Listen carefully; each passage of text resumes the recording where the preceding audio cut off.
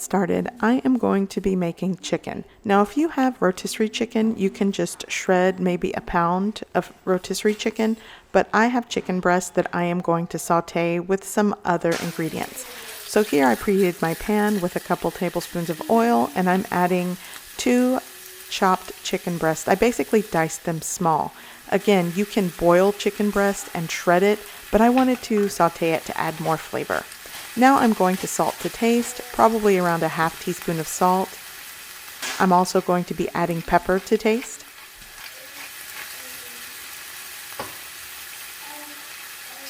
I'm also going to be adding some onion powder. This is probably somewhere between a half teaspoon and a full teaspoon.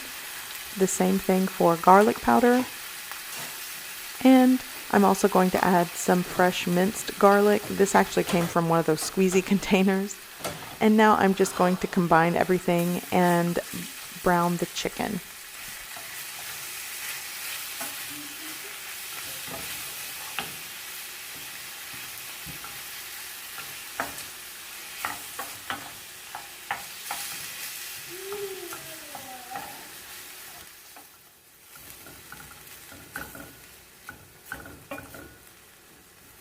Okay, so now that my chicken has a head start of being cooked and browned, I am now going to add the whites of spring onion. Basically, I had 2 stalks of spring onion and I chopped the whites, and I'm going to continue sauteing them in the pan with the chicken.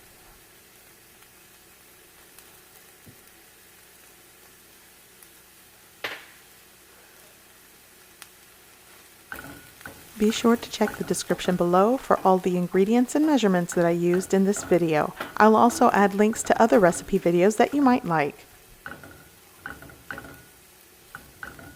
Okay, next I'm going to add around a half cup of diced red bell pepper. This is optional, but I have some veggies that needed to be used, so it's going right into the pan. And again, I'm just going to continue sauteing and combining the ingredients. I will say that as I'm cooking this chicken, you definitely can add the protein of your choice, or you can not add meat at all. But sometimes I like to add ground beef, chicken, or even ground turkey. It all goes really well in this dip. Okay, so now that that is combined, I'm going to add the green part of the spring onion, continue to give it a quick saute, and then I'm going to set my cooked chicken mixture aside until I'm ready to use it.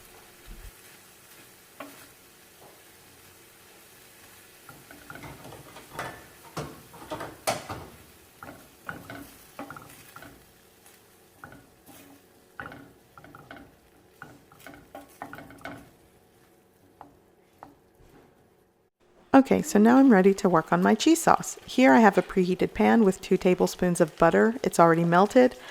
Now I'm going to add some garlic powder and onion powder to taste. You can start with a 1/4 teaspoon, and if you want to add more, you can.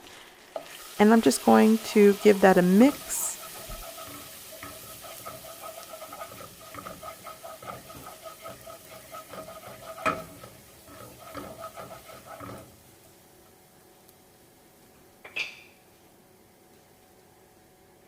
Okay, next I'm going to add 12 ounces of evaporated milk. This is basically 1 can of evaporated milk. You could also use probably whole milk, or half and half work just as well. I'm just going to give this a mix and give it a head start to heat through.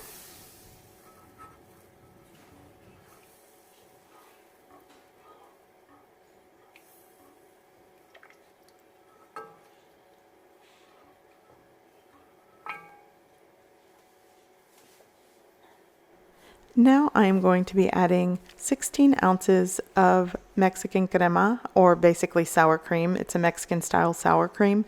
If you cannot find the Mexican style sour cream in your grocery store, just use 16 ounces of regular sour cream. I'm just going to completely empty out this container and then continue combining and mixing this into my evaporated milk.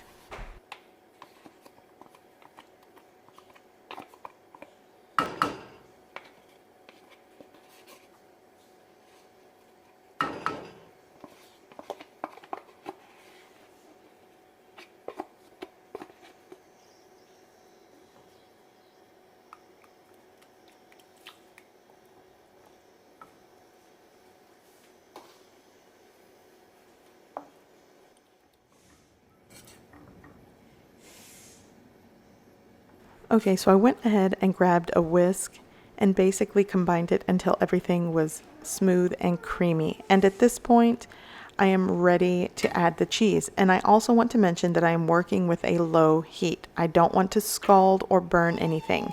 So you'll notice it's not really even simmering. It's just a low heat that I'm working with. Now I'm going to add 12 ounces of shredded Asadero cheese. Now you can use the cheese of your choice. I think this cheese goes perfect in this queso dip. So again, if you have white cheddar cheese, use it. If you have Monterey Jack, use it. This was actually a wheel. It was a 12-ounce wheel of cheese that I bought from my local grocery store. So I am just going to continue combining and stirring this until the cheese gets melted, and again, everything is smooth and creamy.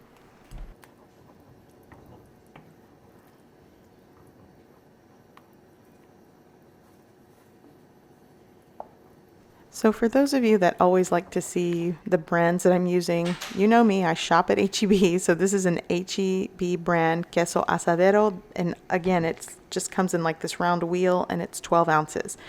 And if you are using another type of cheese that comes in a block, you could use 2 8-ounce blocks or 1 16-ounce block. I don't think that would change the recipe drastically, but since this came in a 12-ounce wheel, that's why I'm using 12 ounces of shredded cheese.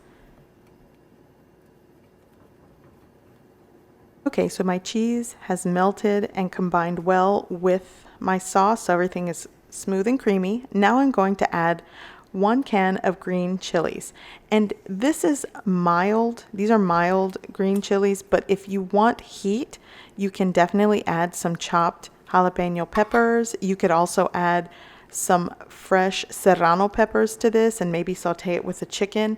It's completely up to you, but we like things a little mild when it comes to heat level in my home because we can't handle a lot of spicy heat. So again, those are options. Definitely add some jalapeños in there to give you some spice. Okay, so I've added all of my green chilies and the chicken that I sauteed earlier, and it's all combined and ready. Now, this goes perfect with nachos, which is what I'll be using it for later, but you could also add this to macaroni like I did here. I made an easy green chili mac and cheese. I'll leave the recipe link below this video, but it basically serves also as a macaroni cheese sauce. And with the addition of chicken, you basically have like a one-pot meal type situation.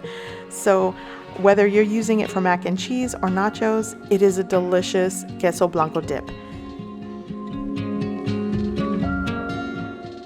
This also travels well, or it also serves as a great party dish. Again, if you are making mac and cheese or serving it as a nacho dip, you could definitely use this as a party appetizer or snack.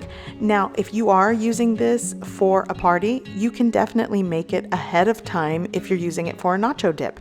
You make it, let it cool, set it in the fridge, and when you want to reheat it, you can add a half cup of whole milk, put it on the stovetop, and gradually reheat it until everything is smooth and creamy. So, now that you've seen how you can bake it and make it into a mac and cheese, I'm actually going to use it as a nacho dip today.